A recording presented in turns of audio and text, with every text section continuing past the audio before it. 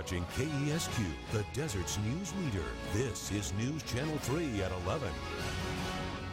Hello, I'm John White. And I'm Karen Devine. We're learning new details tonight about a life-saving incident at the Date Festival last night. Two local sheriff's deputies took matters into their own hands when a 10-month-old baby began to choke. News Channel 3's Natalie Brunel joins us with our live mobile newsroom from India with more on this amazing story. Natalie. Karen, it all happened where I'm standing. The family was eating right here when their baby began to choke. It stopped breathing, and that's when two deputies that happened to be just around the corner sprung into action. Deputies Joe Ruiz and J.C. Garcia were patrolling the Riverside County Fair Thursday night when someone ran up to them screaming that a baby was choking nearby. We rushed over there. The mom was trying to revive the baby.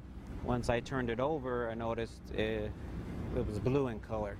They began to do CPR, very different on an infant than a grown person. It's a lot more delicate. The compressions are completely different from an adult to a baby. When CPR didn't work, Deputy Ruiz said he needed to think out of the box. He laid the baby down on his side and stuck his finger down the baby's throat to try to stimulate his gag reflex. 30 seconds later, he bit down on my finger and looked straight at me and began breathing. It was kind of a relief. Joe kind of said, he's biting me, so that kind of eased everybody as he's responding. Paramedics arrived on scene and rushed the baby to JFK Memorial Hospital for observation. The deputies say the experience highlights the importance of learning CPR and first aid, because for infants, time is even more crucial. For a baby, they have a shorter amount of time to be without oxygen. Try to stick to the basics of checking their airway and see if anything is blocking their throat. And it wouldn't hurt to simply take a CPR class and be prepared. We've learned the baby wasn't actually choking on anything, but had a pre-existing medical condition that caused this. We're happy to report the baby is doing fine. If you'd like to learn where you can take CPR classes, head to our website, KESQ.com. Reporting live in India, Natalie Brunel, News Channel 3.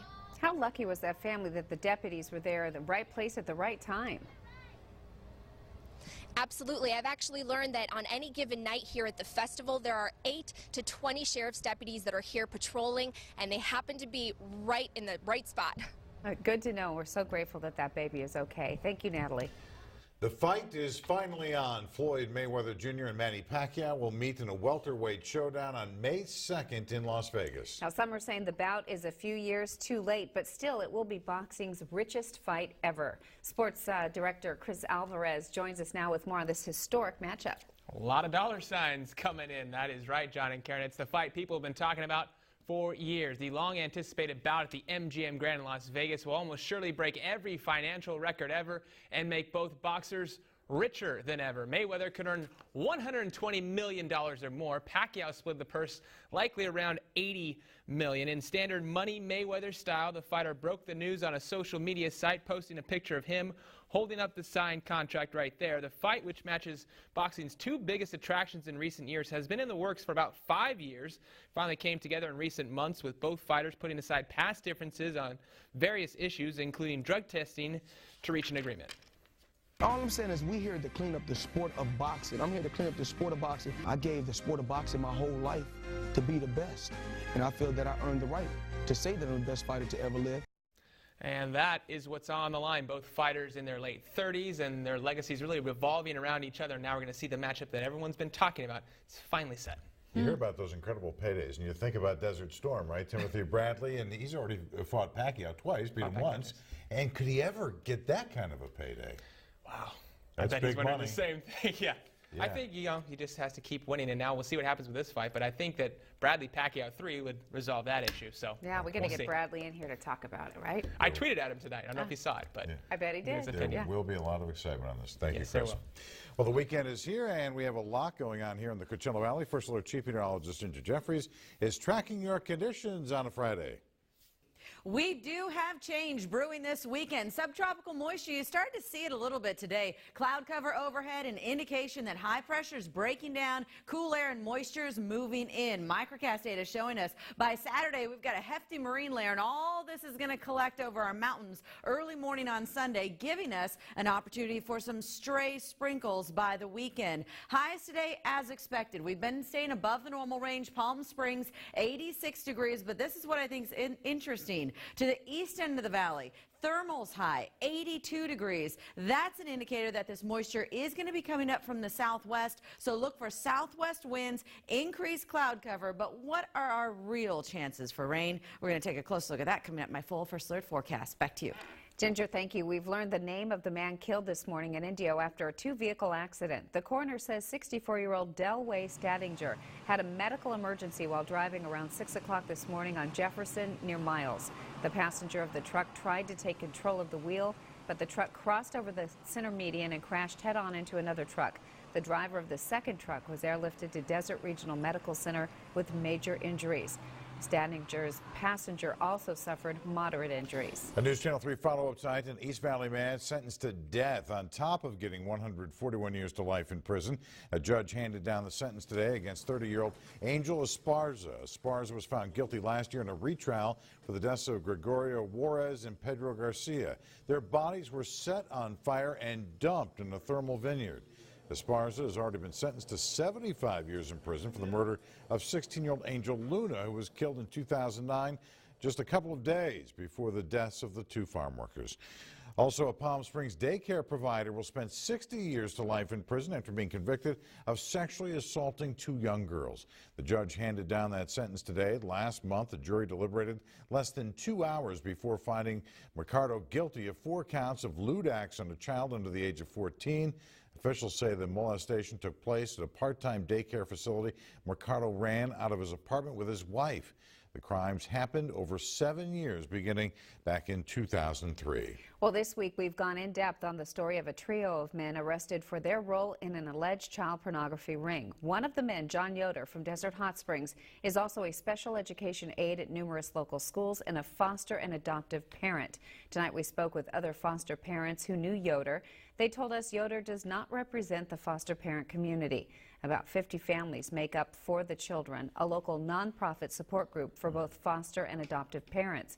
John Yoder used to be a part of that group before he had any kids in his care. However, we're told Yoder's membership didn't last long. He was asked to leave. His attitude, he was loudmouth. He was very arrogant. He just didn't fit in with the type of people we are.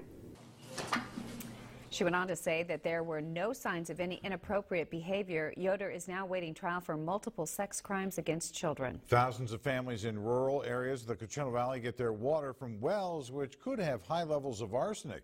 New legislation is aimed at providing clean drinking water at no additional cost to users. The bill, introduced by local state assemblyman Eduardo Garcia, calls for the installation of small filtration units in mainly low-income homes where potentially dangerous water is now being used. The overall goal is to continue to provide safe, clean drinking water for the residents of this mobile home park unit, but at the same time, other remote areas that lack the infrastructure in California. Hundreds of homes in the Coachella Valley already have these filters. If the bill passes, the money to install the filters would come from grants from Proposition 84, which was approved by voters back in 2006. The FDA announced today it is reviewing procedures for cleaning and sterilizing a medical device linked to the outbreak of a superbug. As we reported earlier this week, the bug is linked to 2 deaths, 7 others are infected, and 170 people may have been exposed in Los Angeles. An advisory from the FDA says some parts of the scopes may be extremely difficult to access and effectively clean, especially all the areas of the duodenoscope. It's tough and could be impossible. Critics are saying the FDA didn't do its job. Others are worried the problem extends beyond this one scope. Medical devices are not studied as carefully, and so in a lot of cases the FDA is not doing its job, and the doctors don't even realize how unsafe these products can be. The FDA says there is no alternative device for the procedure. The scope performs, and the benefits of using the scope outweigh the risk. We're continuing to follow the measles outbreak around the country. The number of measles cases right here in California has now reached 123. The State Department of Public Health now says 75 of those reported infections involve people who visited, worked at, or had contact with someone at Disneyland. As we reported last night, the outbreak has also now been linked to a massive outbreak of at least 53,000 people in the Philippines. Well, as you get ready for bed tonight, don't forget your sunglasses and your sunscreen. That is a new recommendation from a study published out of Yale University. The study says that much of the damage that ultraviolet radiation does to skin occurs hours after sun exposure. They found surprisingly that melanin, the pigment that protects our skin in the sun, is responsible. They discovered that energy absorbed from the sun by skin cells called melanocytes is transferred to the DNA in the dark, causing it to deform. Scientists believe that a new type of evening after sunscreen containing vitamin E could be developed to block this transfer of energy. Interesting. Wow. A major breakthrough in a port dispute across the West Coast. Coming up next on News Channel 3, how the resolution could affect imports up and down the coast. And it's the largest residential building in the world today. It was on fire. You'll see where it is after the break. You're watching KESQ, the Desert's news leader.